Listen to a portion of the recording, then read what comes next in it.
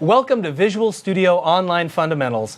Right now, we're going to be talking about cloud-based load testing. My name's Stephen Borg, and I'm joined by Charles Sterling, a senior program manager here at Microsoft. Charles, do you mind giving the audience a little bit of an introduction? Not a problem. So as Steve said, my name is Charles Sterling. I've been with Microsoft for 25 years, and I think I have one of the best jobs at the entire company. I'm in charge of the feedback channels. And the developer division asked me to take a look at load testing a little while ago. And the reason they asked me to focus on that is most teams want to do load testing, but from our feedback is that most teams aren't doing load testing. And the reason is the friction and just getting started tends to actually take a little bit too long and take it to a little bit too much effort. Well, I know from my own experience when I'm attempting to start a project, it doesn't get prioritized as high as I'd like it to be because it takes a little bit of time to get started. And frankly, I just want to fire something off, get a quick test out there so I can start baselining how my load is, how I'm performing, how my app's working out. But I agree, it has been difficult. It's a great point. You also mentioned the fact that it gets at the end. It gets put all the way at the end. So you can't load test until you've got something to load test. So that being the case, what I wanted to do is I wanted to go out and show you some of the things that you can find out from load testing very easily, very quickly, why you want to do load testing, and then how to get started and how we made it much, much easier for you to get started. This is the session for me because that's something I'm very interested in. Okay. Chuck, do you have a demo for that? Absolutely. I'm in my Visual Studio Online account that I just created a little while ago, a couple of weeks ago actually at this point. And you'll see from my homepage, I've got a new load test hub and a new load testing tile. Now, I'm not going to go there yet because I promised to tell you why you'd want to do this. What I'm going to do is I'm actually going to start with the tile that says Application Insights. It's been around, I think, about 6 months at this point.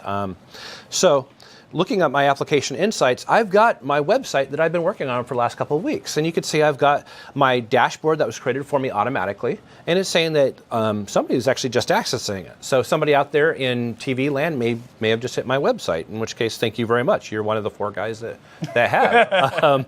And today we're looking at the performance. So looking at the Application Insights performance data, you'll see that I've got some huge spikes right here. And this is actually a spike from a load test that I just ran because I had just checked in a new page and I wanted to know how it was going to be performing. So I just ran a load test against it. And you can see from this spike right off the bat, you don't have to dig in very deep, is that I've got this whole SQL Express master is actually my highest latency dependency. It is taking the longest time. Now from here, I could go ahead and take a look at my top 10 slowest issues by count and dig into this and actually drill right into the exact line of code. But this isn't an Application Insights session. I think you might be covering that later. Yeah. But this is a load test session. So I want to show you, how did I get those spikes?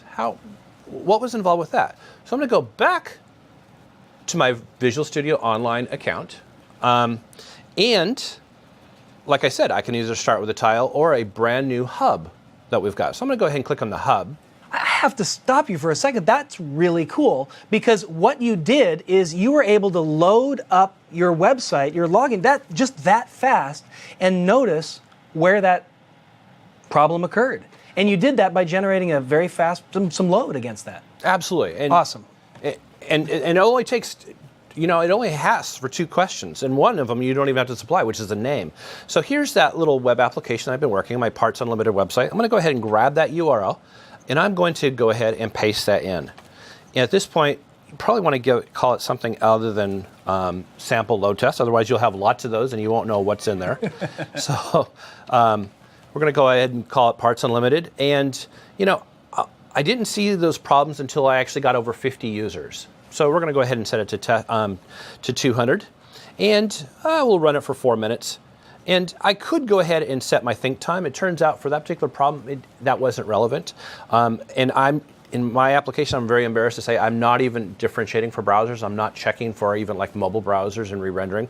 So in this case, it wasn't all that important. But I'm going to show you how to do some more advanced scenarios as well. And that was it. I don't know. We should have done a time, because we have all these prompts, so we should have actually timed it. But it usually takes me about 25 seconds to create these. So is this how you created the spike that showed you the problem originally? Absolutely. So yeah, this actually, matter of fact, if we go back in real time into my Application Insights and go from 7 days to the last hour, you'll actually see in real time actually, you can see right there where it says raw event stream, you can actually see that these are coming in from my that load test that we're running. And we'll actually see another spike coming in right now. So let's see if we can actually drill down into it. It will be there. You're going to have to trust me on this. It's going to be here. It might take a little bit of time to get up there and process. Yeah, we can come back. That was insanely fast. So I can see why you're very excited about being able to have Visual Studio Online users immediately be able to test their website. Absolutely. But that was pretty simple. You just hit the top thing. Is that all I get? Well, the first thing that people want to do is, instead of actually just looking at their home page, they want to look at not just one URL, because I could have typed in anything, but multiple URLs. So it even actually says that right here in our description of the finished product. You should go to the full authoring experience in Visual Studio to actually be able to change those heuristics and more. The other things that people ask about is changing the user load pattern. Do I put them up all up front? Do I actually go out and change the way that I run different tests? Maybe right now I'm just looking at one URL, but I could go out and have adding a product and adding users. And which one am I going to load more often, more frequently? And lastly, I think we timed out with the Visual Studio Online, it was only 5 minutes. We don't want people to run up a whole bunch of minutes as their first run. But if I wanted to run it for 48 hours, say, that's something that's easy to accomplish from within the full authoring experience. And what you see here on the screen is a load test that is now finished. So this is the one I ran actually while we were chatting, and you did the introduction. So it just ran a couple minutes ago, and you'll see that my request per second is 890.82. That's actually well within my SLA that I wanted for my little application. So I'm actually doing pretty good. What that means is, using this tool, I've actually resolved the problem that I already had.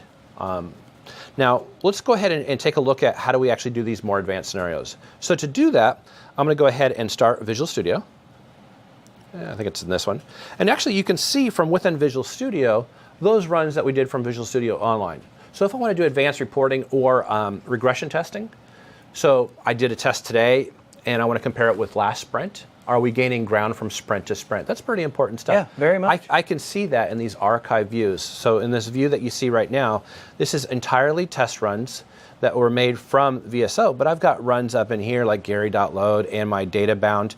Those were all initiated from Visual Studio. So I see those regardless of how I initiated them. So I promised to walk you through the more advanced scenario. So let's go ahead and do File, Add New Project.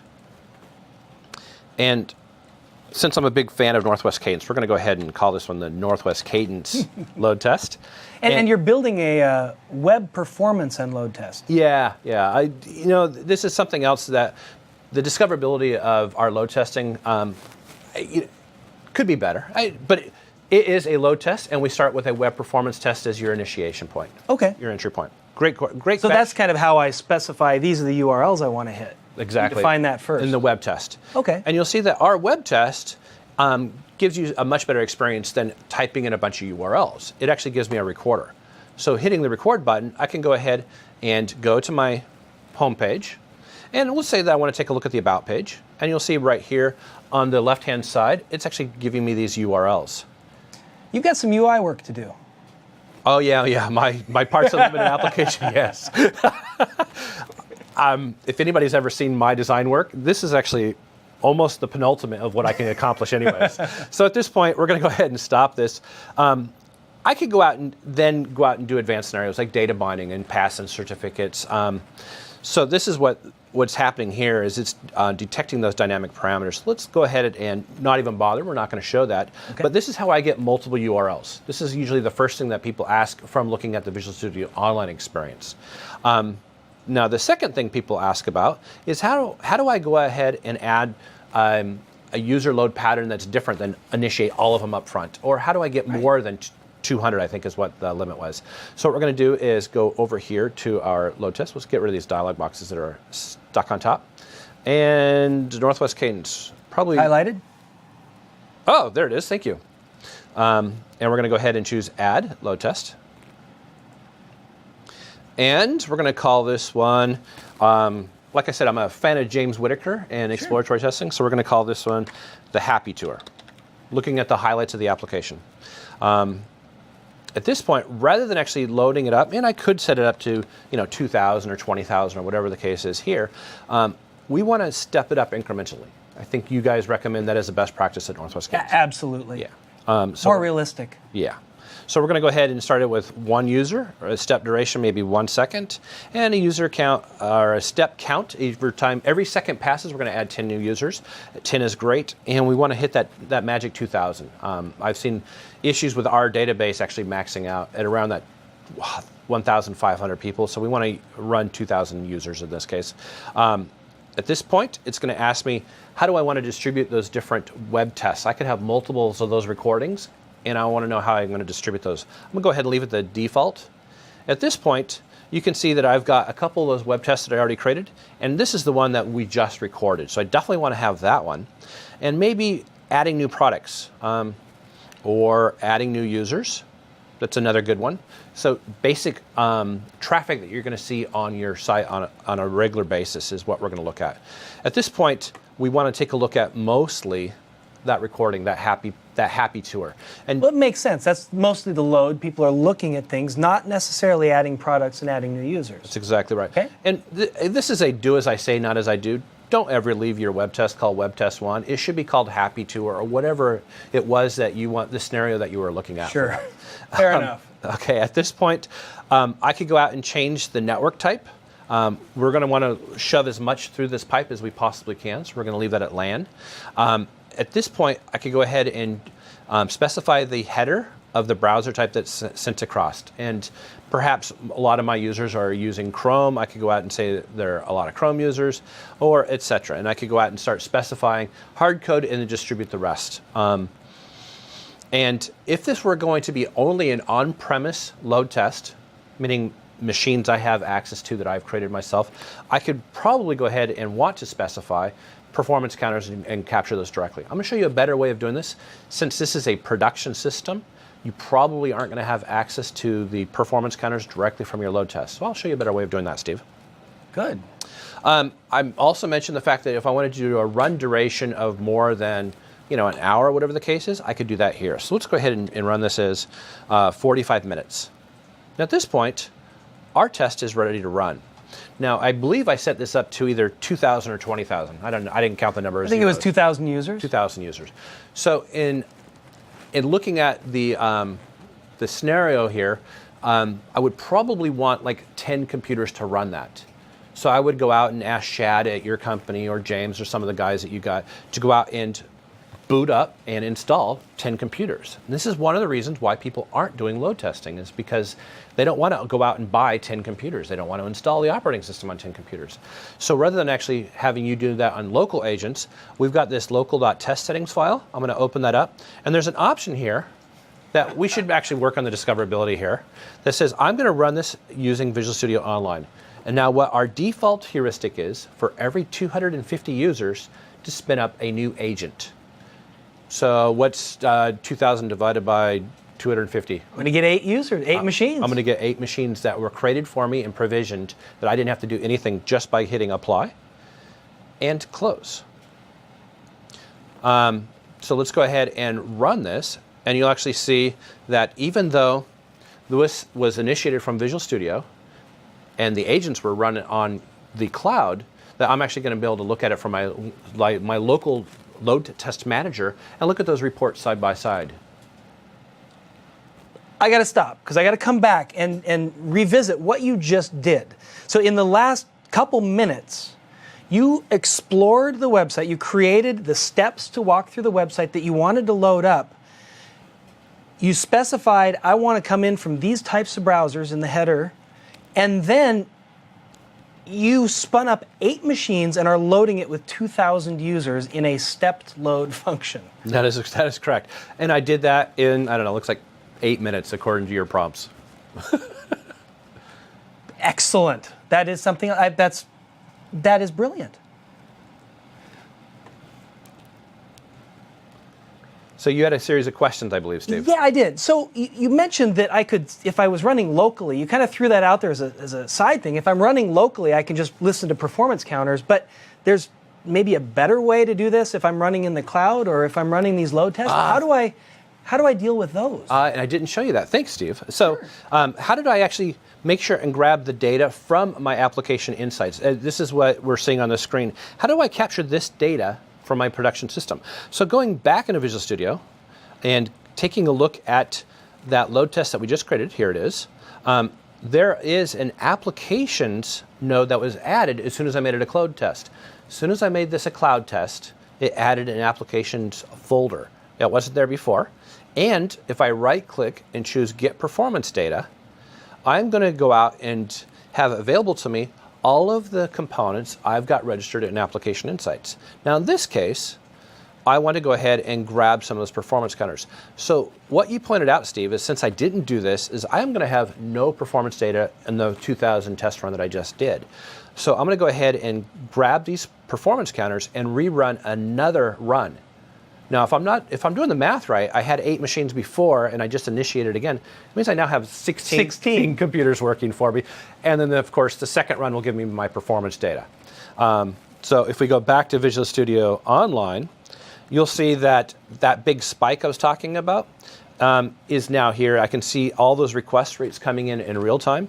And you'll see that if I go back to last 12 hours, the issue with hitting that database, where was that? Maybe I have to go further back than that. Maybe it was last night. Let's go last 3 days. I have resolved that problem. And again, I just use it using this very simple test. So this problem right here was me looking at that page. And again, I think it took me 1,500 users before I finally initiated that problem. And what it was, I think I was actually hitting an index lock with my SQL statement. And of course, going into my slowest queries and going directly to code showed me the line of code. Okay, so for the listeners and the viewers of this, Charles, how do I get started? What do I do right now to get started so that these folks and me can start using this cloud-based load test? I believe you guys have already demonstrated how to create a Visual Studio Online account, right? Yes, okay. Absolutely. So from there, you're actually going to see, let's go ahead and go to this page. This is where you'll start. This is what you're going to see.